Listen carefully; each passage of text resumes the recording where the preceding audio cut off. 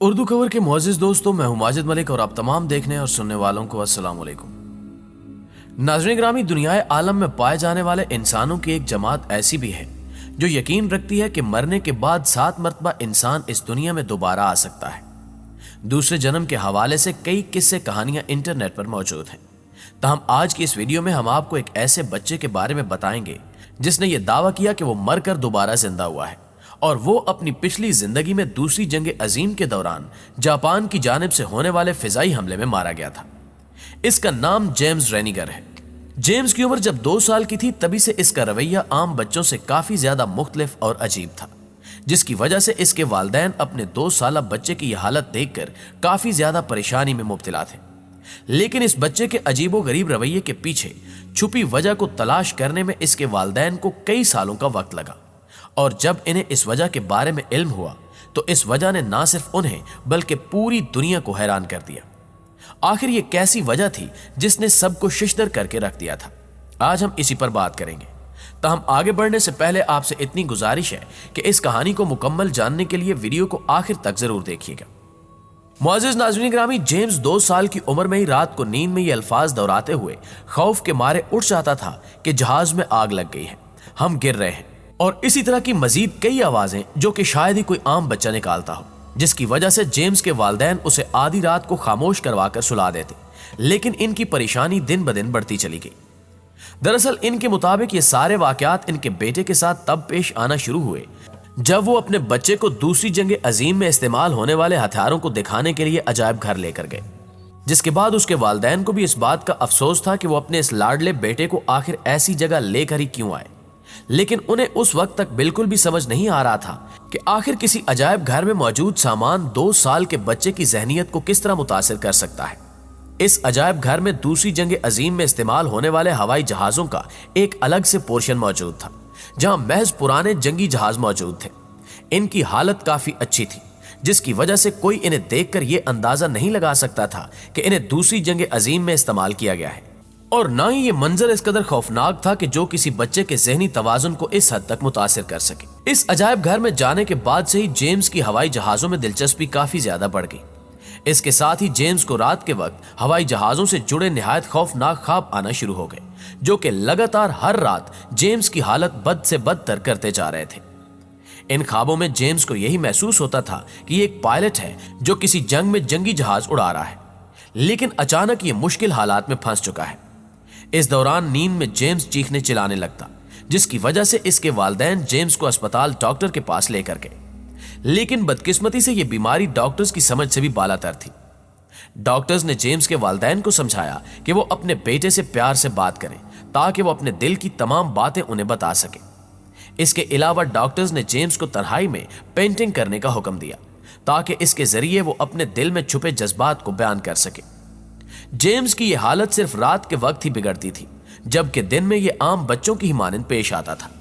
چند مہینوں بعد جیمز نے دن کے وقت بھی عجیب و غریب حرکات کرنا شروع کر دی۔ اپنے بیٹے کی اس حالت کو دیکھ کر پریشانی میں مبتلا والدین نے ڈاکٹرز کے کہنے پر اپنے بچے سے بات کی۔ اس کی والدہ نے اسے ایک جہاز دکھاتے ہوئے کہا کہ اس ہوائی جہاز کے کیبن میں ایک بم رکھا ہوا ہے، لیکن جیمز نے بغیر سوچے سمجھے فوراً جواب دے دیا کہ یہ کوئی بم نہیں ہے بلکہ ایک ڈراپ ٹینک ہے۔ اس کے علاوہ جب جیمز اپنے والدین کے ساتھ ہوائی اڈے پر گیا تو اس نے ان جہازوں کے بارے میں ایسی باتیں انہیں بتائیں جن کے بارے میں جان کر سب حیرت میں مبتلا ہو گئے۔ ناظرین محترم، اتنا سب کچھ دیکھنے کے بعد جیمز کے والد بروس کو یہ احساس ہوا کہ ان کا بیٹا کوئی عام بچہ نہیں ہے، مگر جیمز کی والدہ اینڈریا اپنے بیٹے کی اس حالت سے کافی پریشان ہو چکی تھی، اس لیے انہوں نے جیمز سے سیدھے بات کرنے کا فیصلہ کیا۔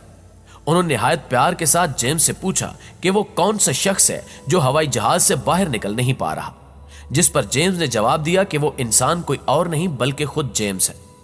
اور اس کے بعد اس کی والدہ اینڈریا نے پھر پوچھا کہ آخر تمہارے ہوائی جہاز کے ساتھ ایسا کیا ہوا ہے؟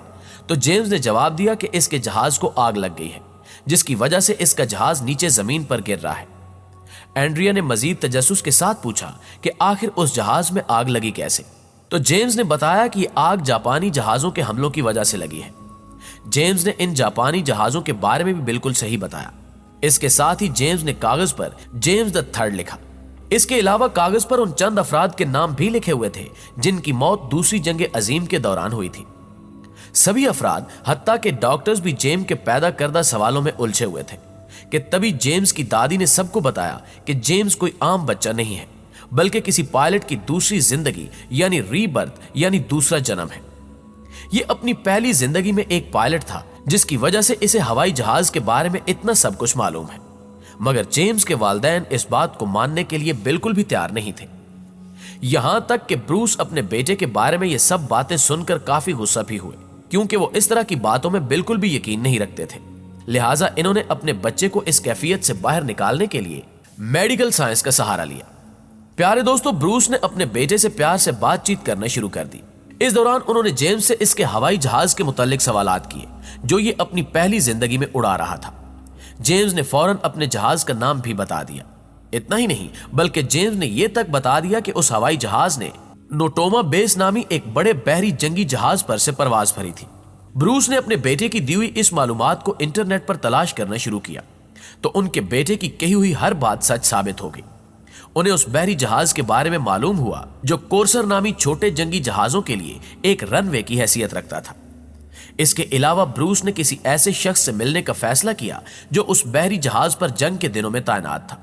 काफी तगो-दौ के बाद उन्होंने दो ऐसे अफराद से मुलाकात की जो जंग के दिनों में नोटोमा बेस के बहरी जहाज पर तैनात रहे। इन अफराद ने जेम्स की कही हुई बातों की तस्दीक की और वही कुछ बताया जो जेम्स ने अपने वालिदैन को बताया था।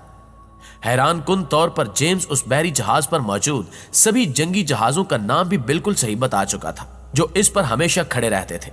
अपने बेटे से इतना सब कुछ जानने के बाद जेम्स की वालदा एंड्रिया को इस बात पर यकीन हो चुका था कि उनका बेटा अपनी पहली जिंदगी में एक पायलट था जिसने अपनी जान जंग में लड़ते हुए गंवाई थी। मगर इसके बरक्स उसके वालिद ये सब बातें मानने के लिए तैयार न थे। ये अपनी जानिब से पूरी कोशिश कर रहे थे कि उनके बेटे ने जो बातें बताई हैं वो सरासर गलत है। इस दौरान ब्रूस ने अपने बेटे से इसकी पहली जिंदगी में मौजूद दोस्त अहबाब के मुताल्लिक पूछा जो इसके साथ दीगर जहाजों के पायलट थे, तो जेम्स ने जैक लार्सन नामी शख्स का नाम लिया। यह नाम सुनकर ब्रूस ने फैसला किया कि अगर उस बहरी जहाज से मुंसलिक जैक लार्सन नामी कोई शख्स न मिला तो ये अपने बेटे की तमाम तर बातों को गलत साबित कर सकेंगे। मुअज़्ज़िज़ दोस्तों, इसे जेम्स की खुशकिस्मती कहें या इसके वालिद की बदकिस्मती कि इस मर्तबा भी उनके बेटे की कही हुई हर बात सच साबित हुई, क्योंकि कुछ रिसर्च करने के बाद उन्हें मालूम हुआ कि जैक लार्सन नामी ये पायलट ना सिर्फ नोटोमा बेस पर काम करता था बल्कि वो अभी तक जिंदा भी था। यह खबर सुनकर ब्रूस ने बगैर किसी ताखीर के जैक लार्सन की तलाश शुरू कर दी और बहुत जल्द ये उन्हें मिल भी गए। इन्होंने अपने बच्चे की तमाम तर मालूमात उन्हें बताई तो जैक ने भी जेम्स की बताई हुई हर बात को सच बताया, जिसके बाद ब्रूस को अपने बेटे की हर बात पर यकीन हो चुका था। दरअसल दूसरी जंग अजीम में जेम्स ह्यूस्टन नामी पायलट मौजूद था जिसने उसी जंग में अपनी जान दी थी। यह कहानी सोशल मीडिया पर काफी वायरल हुई, लेकिन बेशतर अफराद ने इसे मानने से इनकार कर दिया। मुअज़्ज़िज़ दोस्तों, आपकी राय इस कहानी के बारे में क्या कहती है, कमेंट करके हमें भी जरूर बताइएगा। इंशाल्लाह आपसे मुलाकात होती है अगली वीडियो में। तब तक अपना और अपने प्यारों का ढेर सारा ख्याल रखिएगा। अल्लाह निगहबान।